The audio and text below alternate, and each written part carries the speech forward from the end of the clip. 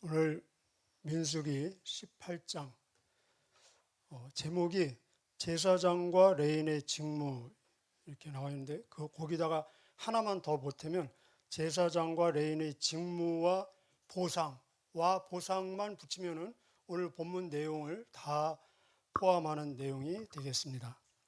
제사장과 레인의 직무와 보상입니다. 제사장이나 레인이나 다 동일하게 레위의 자손들입니다. 그리고 이들의 공통점은 다 성막의 전임 사역자들입니다. 그리고 오늘 읽어주셨는데 서로가 서로에게 동역자로 붙여주신 선물입니다. 그리고 그들에게 주신 사역도 하나님께서 주신 선물입니다. 우리에게도 서로 동역자가 하나님이 주신 선물이고 또 나에게 주신 그 사역 있지 않습니까? 그것은 바로 하나님이 주신 선물이라는 것입니다. 오늘 본문을 간단하게 정리를 하면은 1절에서 7절까지는 제사장과 레인의 직무입니다. 어떤 일을 하고 서로 어떻게 역할을 분담해서 동역을 이루어 가는지를 소개하고 있습니다. 그리고 8절에서 20절까지는 제사장의 목, 지금 얘기로 하면은 제사장이 받는 사례비, 생활비입니다. 비교적 자세하게 소개되고 있습니다. 대부분의 재물, 그리고 첫 소산물, 특별 재물, 초태생, 레인이 바친 11조 이런 물질들이 제사장이 받는 사례비입니다. 그리고 21절에서 24절까지는 레위인이 받는 사례비, 그것은 모든 백성들이 바치는 11조입니다. 그리고 끝으로 25절부터 32절까지는 레인, 이 사역자들도 11조를 바쳐야 된다. 그래서 이 11조에 대한 사례가 나오고 있습니다. 우리 본문이 32절까지인데 중략됐죠. 32절만 끄트머리만 끝에 붙여두실래요? 32절 하시고 점점점 하시고 그리하여야 죽지 아니하리라. 이게 마지막 말이면서 결론입니다. 다시 읽겠습니다. 32절 끝에 그리하여야 죽지 아니하리라. 민수기에서 보통은 대부분이 하나님께서 모세에게 말씀하셨다. 여호와께서 모세에게 말씀하시다. 많이 보셨을 것입니다. 대부분이 이렇게 시작이 됩니다. 또 때로는 하나님께서 모세와 아론에게 말씀하셨다. 모세에게 아론에게 일러주라고 말씀하셨다. 대부분이 다 모세를 통해서 하나님께서 말씀하시는데 오늘 본문은 여호와께서 아론에게 직접 말씀하신다로 시작됩니다. 1절과 8절 그리고 20절 세 번에 걸쳐서 하나님께서 아론에게 직접 말씀하시는, 아론에게 직접 말씀하시는 내용은 이 민수기 전체에서 18장에만 나옵니다. 제가 이것을 왜 힘줘서 얘기하냐면은 그것은 바로 이 제사장의 역할이 그만큼 하나님 앞에서, 백성 앞에서 중차대하고 제사장을 향한 하나님의 기대와 그리고 관심이 그만큼 크다는 것입니다. 그렇다면 오늘 제사장과 레인, 이 성막 사역의 전담 사역자들을 전체를 할애해서 이 장을 우리에게 주시는 하나님의 의도는 무엇인가? 그 이유는 두 가지로 정리할 수 있습니다. 첫째는 아까 32절이 무슨 내용이라고 제가 미리 말씀드렸죠. 그리하여야 죽지 아니하리라로 마무리된다고 그랬죠. 그래서 이 장을 주시는 하나님의 이유는 사람들이 제발 좀 죽지 않고 살기를 원하시는 하나님의 간절한 마음이라는 것입니다. 우리 지금까지 쭉 보았는데 무슨 내용이었습니까? 사람들은 죽을 짓만 골라서 하는 것을 볼 수 있습니다. 가나안 정탐 이후 악평을 해서 다 죽게 되었고 이미 그들은 죽어가고 있는 여정입니다. 그리고 고라와 그 일당 다 이 땅이 삼켜버리지 않았습니까? 250명 불타 죽었습니다. 그리고 14,700명 연병, 전염병으로 죽었습니다. 여러분, 그게 우리가 읽으니까 그렇지 상상해 보십시오. 광주 같은 그런 규모에서 이런 인원이 죽어나간다면은 어마어마한 사건 아니겠습니까? 그래서 이 백성들이 지금 상태가 어떤 상태냐? 완전히 죽음의 공포에 지금 떨고 있습니다. 그 전장 17장 마지막 절 두 절을 보면은 그들이 다 우리는 죽게 되었습니다. 우리는 다 망하게 되었다. 우리는 성막에 가면은 다 죽을 것이고 망하게 되었다. 하나님이 성막을 왜 지었습니까? 살도록 하기 위해서 성막을 지어주셨는데 이 백성들은 우리가 성막에 가면은 죽을 것이다. 그 죽음의 공포로 떨고 있는 그런 배경에서 하나님께서 죽지 않고 살 길을 지금 제시하기 위해서 이 장을 우리에게 주시는 것입니다. 그래서 이 18장은 어떤 의미에서 17장 마지막 두 절 죽음의 공포에 떨고 있는 그들에게 지금 답을, 죽지 않을 수 있는 답을 제시하고 있다라고 말할 수 있습니다. 그렇습니다. 우리의 이 영원하고 온전한 대제사장으로 오신 예수님께서 우리의 죄와 죽음을 담당해 주심으로 우리가 살게 된 것처럼 그 예표로서 제사장들이 죄와 죽음을 막아주는 역할을 담당하도록 부르심을 받았다는 것입니다. 우리 1절 한번 읽어보실까요? 시작. 여호와께서 아론에게 말씀하셨습니다. 너와 내 아들들과 내 집 사람들은 거룩한 곳인 성소를 더럽히는 죄에 대해 책임을 져라. 제사장과 관련된 죄에 대해서는 너와 내 아들들만이 책임을 져라. 여기 죄가 두 번 나오죠. 책임을 져라.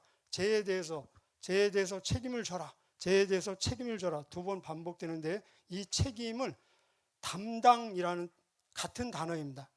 마치 이사야서 53장 6절에 우리는 다 양 같아서 각기 제 길로 갔거늘 여호와께서는 우리 모두의 죄악을 그분에게 뭐요?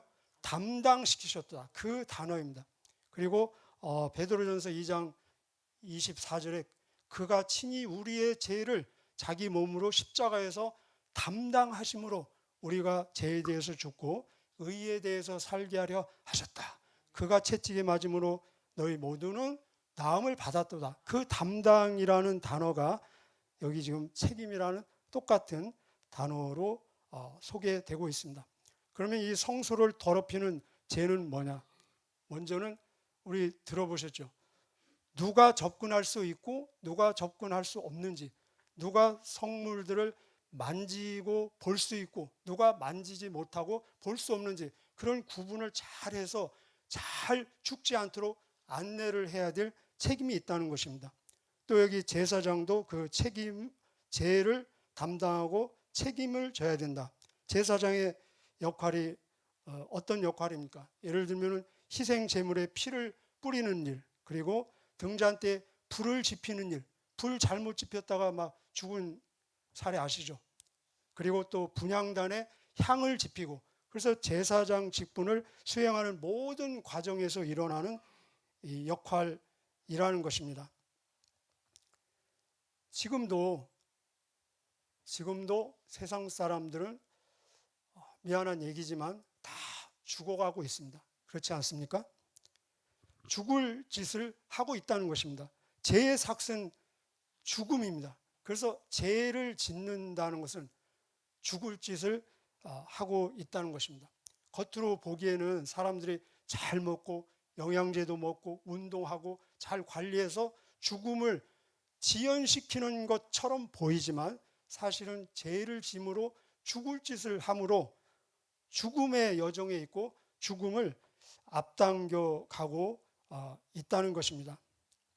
이런 죽음을 향해 가는 모든 인생들을 향한 하나님의 마음은 어떤 마음이겠습니까? 하나님의 심정은 죽지 말고, 한번 다 해볼까요? 죽지 말고.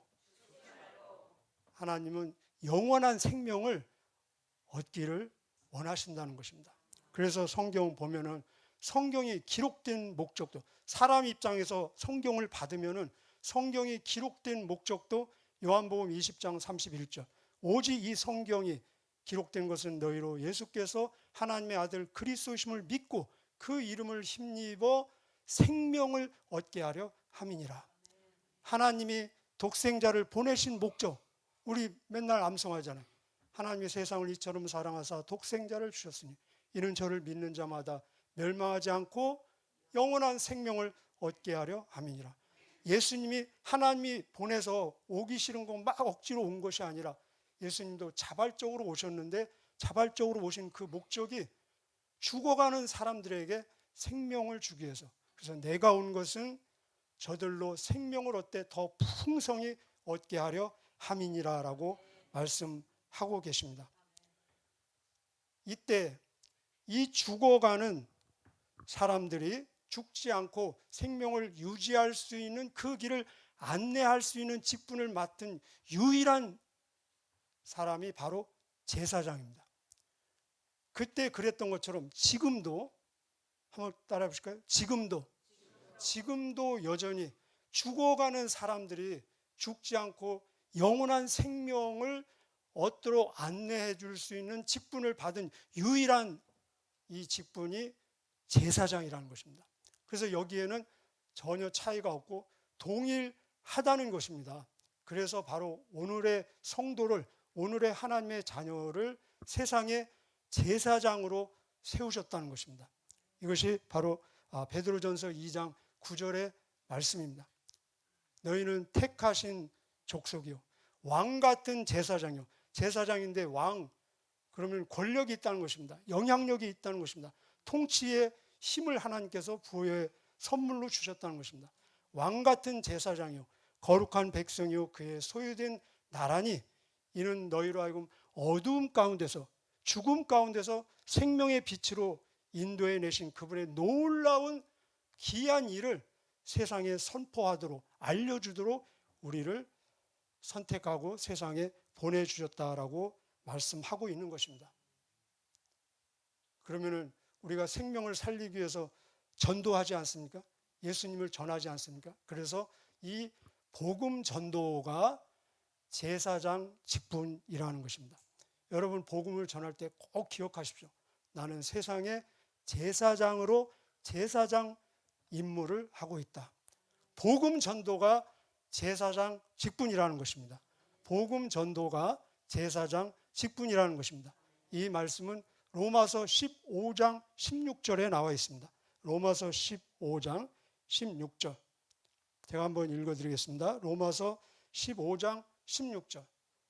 뭐라고요? 복음 전도가 무슨 직분이라고요? 제사장 직분. 로마서 15장 16절. 이 은혜는 곧 나로 이방인을, 불신자를 위하여 그리스도 예수의 일꾼이 되어 하나님의 복음의 제사장 직분. 얼마나 분명합니까? 하나님의 복음의 제사장 직분을 하게 하사 이방인을, 불신자를 제물로 드리는 것이 성령 안에서 거룩하게 되어 받으실 것이다. 그래서 우리가 전도에서 하나님의 자녀 삼는 것이 산 제물로 하나님이 가장 기뻐 받으시는 제물이 된다는 것입니다. 그래서 이 본문을 오늘 우리에게 주신 하나님의 의도는, 이유는 제발 죽지 말고 살기를 원하는 하나님의 마음을 제사장의 직분을 통해서 우리에게 주고 있다는 것입니다. 두 번째, 오늘 이 본문을 주는 이유는 제사장들도 레인들도 먹고 살아야 되지 않겠습니까? 그래서 이 제사장 직분, 레인의 그 사역을 감당하는 자는 반드시 하나님이 책임져 주시고 공급하시고 보상해 주신다는 것입니다. 오히려 분량은 그 분량이 더 많습니다. 굉장히 많습니다. 8절 한번 보실까요? 8절. 여호와께서 아론에게 말씀하셨습니다. 나에게 바친 모든 제물을 너에게 맡기겠다, 주겠다. 이스라엘 백성이 나에게 바치는 모든 거룩한 제물을 내가 너에게 주겠다. 그것은 너와 내 아들들의 목이니 영원한 너희의 목이다. 여기 영원한 너희의 목, 거기 밑줄 그시고 3번 반복됩니다. 우리는 중력돼서 8절이죠. 또 11절에도 나와 있습니다. 11절. 그리고 19절. 영원한 목이다. 여러분, 우리가 이 땅에서 먹고 사는 의식주가 영원합니까? 영원합니까? 안 영원합니까? 안 영원하죠. 그런데 이런 지금 재물을 물질을 주면서 영원이라는 단어를 쓰고 있습니다. 왜 쓸까요? 그 속에는 하늘의 영원한 보상과 영생도 담겨 있다는 것입니다. 하나님의 일 속에는. 이것은 믿음과 신뢰의 문제입니다. 그리고 19절에 옆에 한번 적어 두실래요? 19절에 이 약속이 얼마나 분명하고 명확한지 하나님께서 또 인을 치시는데, 영원한 소금 언약이라고 하나님께서 말씀해 주고 계십니다. 그렇습니다. 하나님의 일에 전념하는 이 사람의 의식주를 하나님이 보장해 주시겠다고 하나님이 직접 약속하고 계십니다. 세상 눈으로 볼 때는 하나님 일에 전념하면은 그 사람들은 땅이 없어요. 먹는 모든 것은 땅에서 나오지 않습니까? 땅이 없어요. 기업이 없어요. 정해진 월급도 없어요. 그래서 굉장히 불확실한 것처럼 보이지만 하나님이 약속하셨다는 것입니다. 하나님이 그들의 기업이 되고 분깃이 되고 하나님이 직접 그들의 음식이 되겠다는 것입니다. 그래서 이것을 정말 확실한 것으로 받을 것이냐 아니면은 불확실한 막연한 것으로 받을 것이냐는 그 사람의 믿음의 문제이고 신뢰의 문제라는 것입니다. 이 세상 직업 우리 다 경험 있으시잖아요. 그죠? 이 세상 직업은 일시적이고 때로는 불완전하게 육신의 의식주만을 제공하지만 영원한 생명은 제공할 수 없다는 것입니다. 그런데 하나님의 일에는 같이 해볼까요? 하나님의 일에는 육신의 음식도 들어있고 또 영원한 생명도 보장되어서 이미 들어있다는 것입니다. 이런 구절들이 성경에 굉장히 많이 나와 있습니다. 우리가 잘 아는 마태복음 6장 33절, 너희는 먼저 그의 나라와 그의 의를 구하라. 그리하면 이 모든 것, 먹고 마시고 입는 의식주를 너희에게 보너스로 더하여 주시리라. 빌립보서 4장 19절, 나의 하나님이 그 영광 가운데, 풍성한 영광 가운데 예수 그리스도 안에서 너희 필요한 모든 것을, 영적인 육적인 하늘의 땅에 필요한 모든 것을 채워주시리라 말씀하셨습니다. 예수님이 직접 말씀하셨습니다. 나는 하늘에서 내려온 생명의 떡이다. 이 떡을 먹는 자는 영원히 줄이지 아니하리라.